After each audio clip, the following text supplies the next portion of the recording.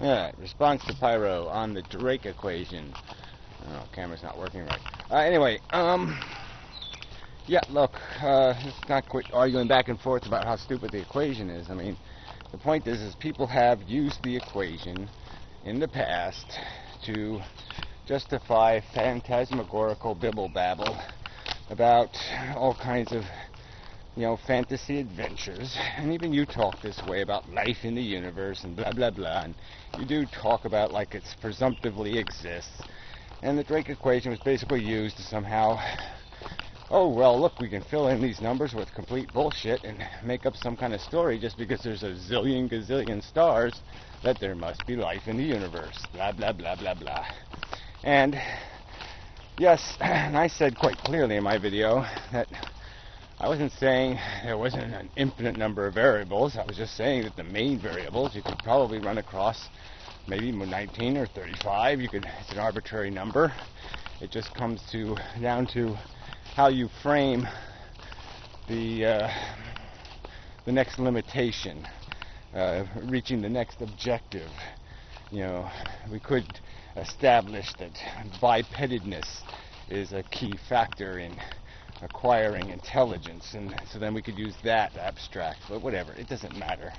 The bottom line point is that right at the beginning, we're in big trouble. It doesn't matter how many Earths there are, it doesn't matter how many solar systems or galaxies or stars, it's all quite irrelevant. The key bit of chemistry, the one that you got to get past first, is creating a reproducing piece of chemistry that can consume enough stuff just sitting there, energy, food, to create a copy of itself, enough parts, and then produce that copy and do that consistently over and over and over again. That's the big hurdle. That's the big question mark. Because if that happens a lot, well then yeah, it's a completely in the ballpark kind of number for doing all of this other stuff that evolution does. But that's a big one, okay? So maybe there's only 4 big questions, and that's one of the big questions. And I would argue, when we start analyzing this abiogenesis thing, man, do you run into some, problems. So let's, for example, look at life on Earth. All right, there's no duplicate DNA, slightly different, same pattern. No, none of that stuff. There's one single cell that every living thing is related to. No evidence ever found on Earth of any other reproducing machine ever developing. Let's also understand that we have a highly volatile, now rich chemistry here. Lots of different chemistry nooks and crannies on planet Earth. Lots of different pressures, temperatures, lots of variability. And we also have a bunch of dead living parts all over the goddamn place. The frickin' Earth is literally covered with feet worth of dead living thing parts. And yet still, no competing life form has arisen. And what would happen if one did, for example? Obviously, it would be complete catastrophe, especially if it was some organism that didn't die, just reproduced, consumed and reproduced some byproduct in our environment, and it could cover it, I don't know how quickly. I mean, let's not get into this, come some sort of virus movie or something, but I mean, it could obviously spread like a fungus or something, like mold. It could just start covering the Earth very, very, very, very quickly, destroy the atmosphere, and kill us. Kill almost every other life form on Earth. And in billions of years, obviously that didn't happen. Not one of these competing life forms arose and annihilated everything.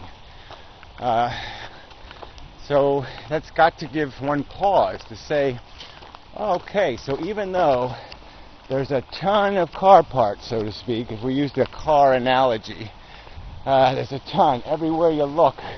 Miles and miles and miles and miles of car parts. Even in a perfect environment like that, where you have all the parts laying all over the place, there's still no car arises.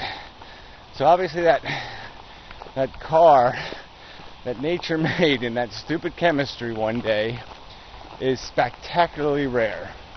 And so let me give you an example. Why not that you need this example, but I'm going to provide the example. Let's say you wrote the letter A on a piece of paper, and you wrote on the letter B on another piece of paper. Now, you could argue that it is quite conceivable that such an accomplishment, a minor accomplishment, the appearance of a letter A on a flat surface, now that's not too much to expect, right, from chemistry in a salty sea, right? How many zillions of years would it have to slosh around before it created something that looked like a piece of paper with the letter A on it? It's hard to even imagine. Yeah, but you're saying, okay, it's conceivable, and that's conceivable. But now, what if we said that thing would only have a lifespan of maybe a year, or a week, or an hour, and that somehow in billions of acres of sea, it had to bang into another plane with the letter B on it. Now, the odds just stun the brain. Your brain just explodes trying to calculate how improbable something like that would be. And that's the game here. Life could be preposterously improbable. And then to get through all the crap and create sentience and consciousness, and intelligence. Oh. But I'm just saying, we can't even get the A-B part right. In the sense that there's no evidence. All the evidence points to very unlikely. None of the evidence points to likely, or we don't even have evidence of probable or possible. If it wasn't for us, there would be no apparent evidence of possibility. I mean, if you looked at a planet Earth without life on it, no reproducing life, you wouldn't sit there and say, oh, it's going to happen any day. You would think it quite improbable, because the chemistry goes on forever and ever in all parts of the universe, and this little life thing does not arise. This little reproducing chemistry is rare chemistry, not common chemistry. So, enough of the video. I'm going to golf balls now, and such. Even though I'm a bit tired. Okay, so till later.